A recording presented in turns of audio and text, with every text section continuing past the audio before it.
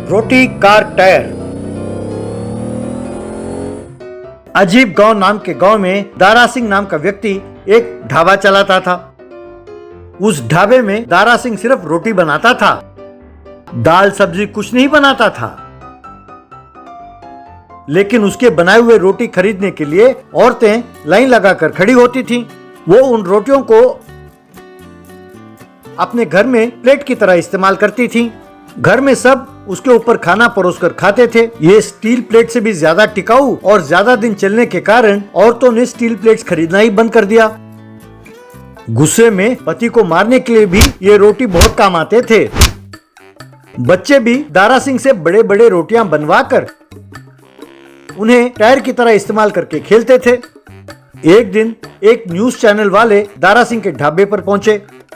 News reporter Dara Singh से, दारा सिंह जी, आपने अजीब गांव का नाम सार्थक कर दिया है। हमें पता चला है कि आपके बनाए हुए रोटियों को लोग कई तरह से प्रयोग करते हैं। वैसे जब लोग खाने वाले रोटियों को और तरह से इस्तेमाल करे तो आप अपमानित नहीं महसूस करते? जब खाने वाले रोटियों को वो दूसरे तरह से इस्तेमाल करे तो आप दुखी नहीं होते? वैसे क्या हम जान सकते हैं कि आपकी रोटियां इतनी सख्त क्यों है? देखो बेटा, ये जो खाना है ये बनाने वाले के हाथ पर निर्भर करता है। जब पत्नी आलू की सब्जी बढ़िया बनाए तो पति कहता है, अरे भगवान ये तुम्हारे हाथों का कमाल है। वो ये नहीं कहता कि ये आलू का कमाल है। इसी तरह कुछ लोग बहुत मेहनत से खाना बनाते हैं लेकिन उनके खाने में कोई स्वाद नहीं होता, और कुछ लोग बिना मेहनत किए ही खाना बहुत स्वादिष्ट बना लेते हैं। भाई मेरा भी यही हाल है। मैं कोई भी खाना बनाऊं वो खाने के काम नहीं आता।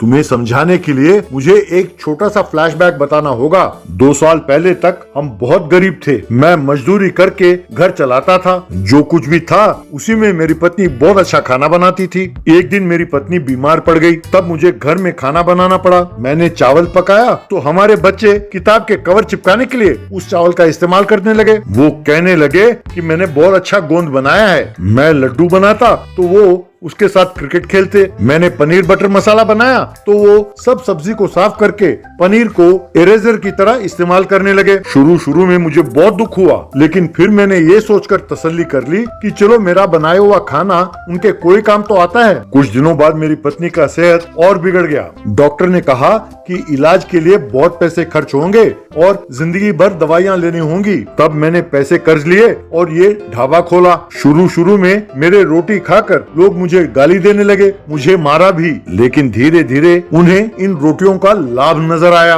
अब हम बहुत खुश हैं बेटे। ये है मेरा फ्लैशबैक। यानी ये भगवान का दिया हुआ वरदान है। यही तो बात है बेटे, भगवान हर किसी को कोई ना कोई हुनर देता है। जब हम वो जान जाते हैं तब हम कामयाब हो जाते हैं।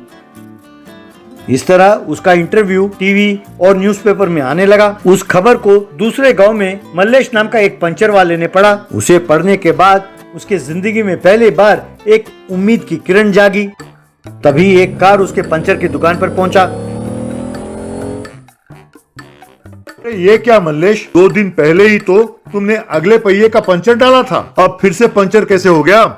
अरे पंचर क्यों हुआ वो टायर कंपनी वाले से पूछिए सर। वो ये कहकर कि ये क्वालिटी रबर का बना हुआ टायर है, आपको ज्यादा कीमत में बेच देते हैं, लेकिन छोटी सी भी कील लग जाए तो टायर पंचर हो जाता है। फिर आप हम पर आकर चिल्लाते हैं। सर मैं बहुत जल्द एक टायर का फैक्ट्री खोलने वाला हूँ। हमारे टायर सालों साल बिना घिसे चलेंगे और कील तो क्या, कुल्हाड़ी भी उसे कुछ नहीं कर पाएगी। आप उन टायरों को खरीदिए और फिर कहिए। वो कार वाला हैरान हो गया।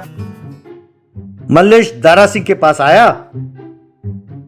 सर मैं बहुत गरीब हूँ, मेरे माँ बाप बीमार हैं और उन्होंने खाट पकड़ ली है। मुझे अपने पत्नी और 3 बच्चों को पालने में बहुत तकलीफ हो रही है सर, मैं बहुत परेशान हूँ। तभी आप मुझे भगवान की तरह मिले हैं सर। हम दोनों मिलकर टाटा टायर कंपनी खोलते हैं सर। बस आपको इतना ही करना है कि कार, ट्रक और ट्रैक्टर के टायरों के साइज में रोटी बनाएं। हमारे गाँव में बैंक का मैनेजर मेरा कस्टमर है सर, मैं उन्हें मना लूंगा और लोन ले लूंगा। टायर बेचने का काम मेरा है सर। हम दोनों 50-50 पार्टनरशिप कर लेते हैं सर। इतना ही नहीं सर, दुनिया भर में पुराने टायरों को जलाया जाता है, इससे प्रदूषण होता है सर। हम प्रदूषण को भी होने से बचाते हैं, लेकिन अगर हम पुराने रोटियों को जलाएं उससे सुगंध आएगा, लेकिन पर्यावरण को हानि नहीं पहुंचेगी सर। आप मना ना करें प्लीज।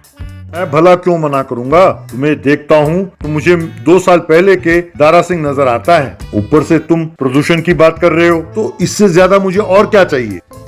मल्लेश बहुत खुश हुआ। बहुत जल्द उन्होंने आटा टायर फैक्ट्री खोला। दारा सिंह बड़े बड़े रोटियां बनाने लगा। धीरे धीरे लोग अपने गाड़ियों में रोटी टायर लगाने लगे। उनके रोटी टायर देश भर में मशहूर हो गए। दारा सिंह और मल्लेश बहुत जल्द ही बड़े बिजनेसमैन बन गए। उन्होंने बहुत जल्द अपना ही विमान खरीदा और उसमें दुनिया भर में बिजनेस के लिए जाने लगे। Chilli challenge. डकोटा नाम के बैंक में तारामती, बारामती और चंद्रामती नाम के 3 एम्प्लॉइज काम करते थे। वे तीनों मैं ग्रेट हूं यूं कहते रहते थे। वे काम करना छोड़कर कस्टमर्स का भी ध्यान ना देते हुए एक दूसरे से अपनी अपनी बड़ाई करते रहते थे। एक दिन बहुत सारे कस्टमर्स आए हुए थे, फिर भी काम को बीच में ही रोककर, अरे तुम लोग जानते हो, अगर मैं इस बैंक में ना रहूं, इस बैंक में एक दिन भी काम नहीं होगा। अरे तुम कैशियर को समझती क्या हो? अगर मैं कैश ना दूं तो यहाँ किसी को भी सैलरी ना मिले और नहीं मार्केट में पैसे जाएंगे, लोग कुछ भी नहीं खरीद पाएंगे। मेरे महत्व जान गए ना तुम दोनों। अरे तुम अपना बड़ाई करना छोड़ो। तुम्हें क्या करना चाहिए और क्या नहीं करना चाहिए ये फैसला करने वाली मैं हूँ, यहाँ की मैनेजर। इसीलिए कैशियर से मैनेजर बड़ी है। अपनी बड़ाई करना कम करो और काम करो। अरे एक कैशियर मैनेजर सब बड़े नाम के वास्ते हैं, पर मेरे सामने तुम दोनों की काम कोई अहमियत नहीं रखती। जानती हो क्यों? क्योंकि मैं अगर इस बैंक की रखवाली ना करूं, तो तुम दोनों की काम सेफ नहीं है, क्योंकि मैं यहाँ की सिक्योरिटी में हूँ। इसीलिए तुम दोनों से मैं बड़ी हूँ। वे तीनों यूं बहस कर रहे थे कि तभी बैंक में चोरी के इरादे से आए हुए मुन्ना इन तीनों को बड़े ध्यान से देख रहा था। अरे मैडम, आप तीनों यूं बहस करती रहेंगी तो ये फैसला नहीं हो पाएगा कि आप तीनों में कौन बढ़िया है। पर मैं आप तीनों की इस समस्या को यूं चुटकी बजाते दूर कर सकता हूं और आपको इसका हल दे सकता हूं। पर यह फैसला करने के लिए और आप तीनों का जज बनने के लिए आप तीनों को मुझे थोड़े पैसे देने होंगे। ठीक है, तुम जो मांगोगे वो दे देंगे। तुम फैसला करो, हम में से कौन बढ़िया है। तब उन तीनों ने उसे 3000 रुपए दिए।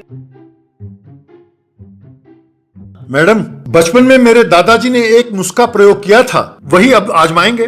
पर उससे आपके आंखों में आंसू आ सकते हैं, जबान जल सकता है, पर आप तीनों मुझे गाली ना दें। अरे वो नुस्खा क्या है ये तो बताओ, और ये सब कहानी छोड़ो। कहकर उसे धमकाया। और ठीक है मैडम, आप नाराज ना हो, मैं अभी जाकर 3 किलो मिर्ची लेके आता हूँ। कहकर बाजार में गया और बहुत तीखे मिर्ची लेके आया।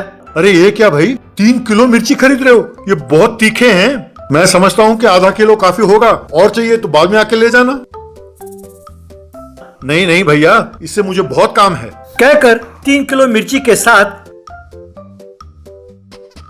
बैंक के अंदर गया। उन्हें 3 प्लेटों में रखा। आइए मैडम, आइए। आप तीनों के सामने 3 प्लेटों में 1-1 किलो मिर्ची है। जो आप में से एक भी मिर्ची ना छोड़कर सारा मिर्ची खा जाए, वही आप में से विजयी है। जानते हैं क्यों? क्योंकि ये बहुत तीखा है, तो ये जब खाओगे तो बहुत दुख होगा। जो इतनी तकलीफ उठा पाए और उसे बर्दाश्त कर पाए, वही ग्रेट है और वही आप में से विजयी है। जो हार जाए और पूरा ना खा पाए, वो अपने आप नौकरी छोड़कर चले जाना चाहिए। ठीक है, मैं तो तैयार हूँ। जैसे मैं फटाफट पैसे गिनती हूँ, इसी तरह ये सारे मिर्ची फटाफट खा लूंगी, चाहे कितना भी तीखा क्यों न हो, मुझे कोई परवाह नहीं है। कहकर मिर्ची चबाने लगी। ये देखकर बारामती, अरे ये कैशियर को हमेशा जल्दी रहती है, पैसे तो ठीक से गिनती नहीं, पर मिर्ची खाने की बड़ी जल्दी पड़ गई इसे। देखो कैसे चबाती जा रही है जल्दी जल्दी, सोचती है जल्दी खाएगी तो जीत जाएगी, इसे किसी तरह हराना होगा। यूं सोचकर वो भी खाने लगी। ये देखकर सिक्योरिटी चंद्रमती, अरे बाप रे, ये दोनों जिस रफ्तार से खा रहे हैं, लगता है कि ये मुझे हरा देंगे। अगर मैं हार गई तो मेरी नौकरी जाके ही रहेगी। उन्हें क्या, थोड़ा बहुत पैसा उन्होंने बचा के रखा होगा, वो तो गुजारा कर लेंगे, पर मुझे तो पैसों की जरूरत है। यूं सोचकर चंद्रमती भी बहुत तेजी से मिर्ची खाने लगी। जैसे उसने 4 मिर्ची चबाए, उसकी आंखों से आंसू निकलने लगे। पर इसकी परवाह ना करते हुए हारने के डर से और जीतने की चाह में वो मिर्ची चबाते गए।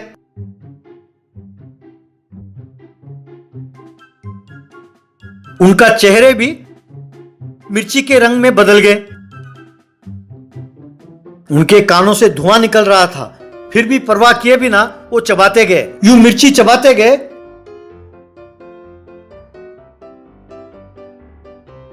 तो उसके तीखेपन को ना बर्दाश्त कर पाके अरे बाप रे, अगर मैं और खाऊंगी तो मर जाऊंगी। नौकरी जाए तो जाए, पर प्राण न जाए। हाय मिर्ची, उफ मिर्ची। कहकर तीनों एक के बाद एक दौड़ते दौड़ते गए और घटाघट पानी पीने लगे।